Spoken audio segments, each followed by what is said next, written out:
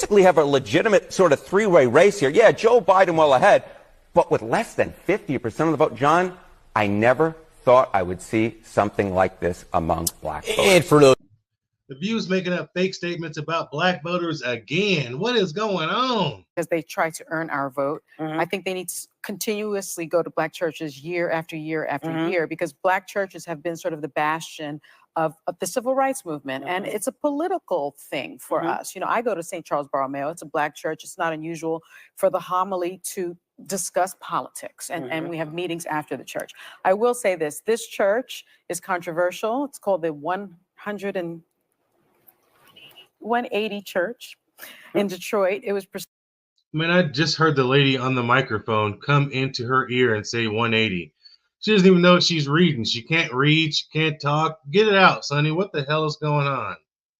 Watch. Let me go back. Did you hear the lady come into her ear and tell her 180? Listen close. I will say this church is controversial. It's called the 180 Church in Detroit. It was preceded. Man.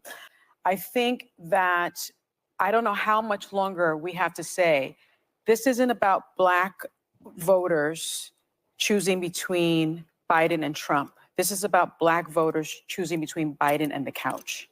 Okay? It's not about Trump. Trump has no chance at getting a majority of black voters. 81% of black men are Democrats.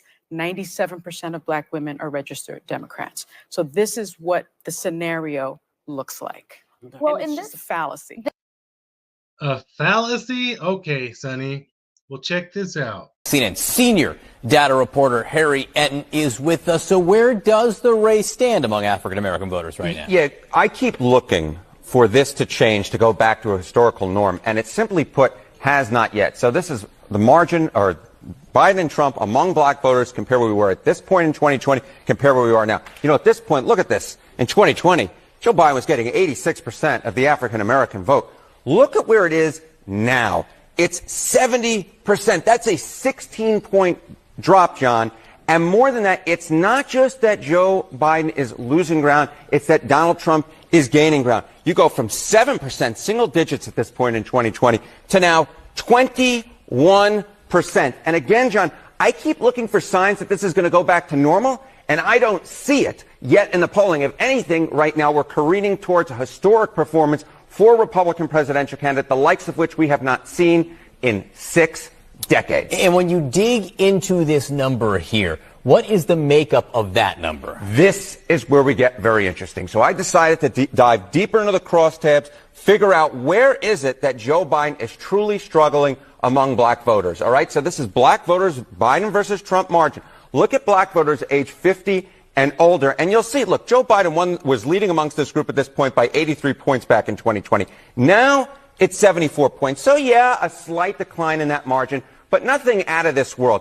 Look at black voters under the age of 50. Holy cow, folks. Holy cow. Look at this. Joe Biden was up by 80 points among this group back at this point in 2020. Look at where that margin has careened down towards. It's now just, get this, 37 points. That lead has dropped by more than half, Mr. Berman. I just never seen anything like this. I'm like speechless, because you always look at history and you go, okay, this is a historic moment.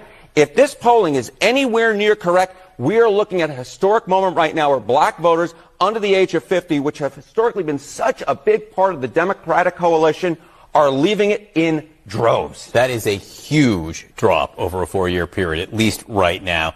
All right, what's the impact of third-party candidacies here? Robert Kennedy Jr. Yeah, all right, so obviously we have third-party candidates this year, with the 2 major party candidates being so disliked. All right, so this is black voters, Biden versus Trump in the battleground states. This was according to a poll last month from the New York Times, Siena College. Again, looks very similar to what we see nationally, right? Joe Biden at 63, a very poor position for a Democratic candidate. Donald Trump at 23%. If we add Robert F. Kennedy Jr. to this, look at where Joe Biden drops to.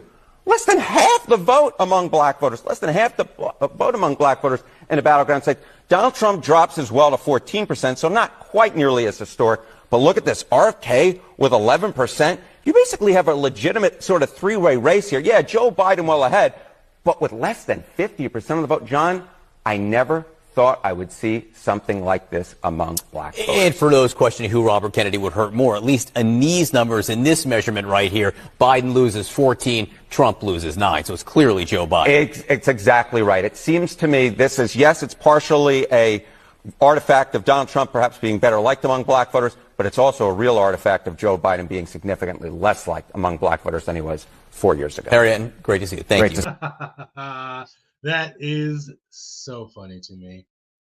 And what's even more funny is that CNN, they don't even like Donald Trump, but they got to keep it real, man. They are keeping it real. And even their poll is showing that black voters are, by far going over to Trump's side as opposed to voting for Biden. I mean, the numbers don't lie, man. And in reality, there's probably a lot more people than what CNN showed on that poll that will not be voting for Biden and that will be voting for Trump. And there's probably a whole bunch of people that'll probably sit it out.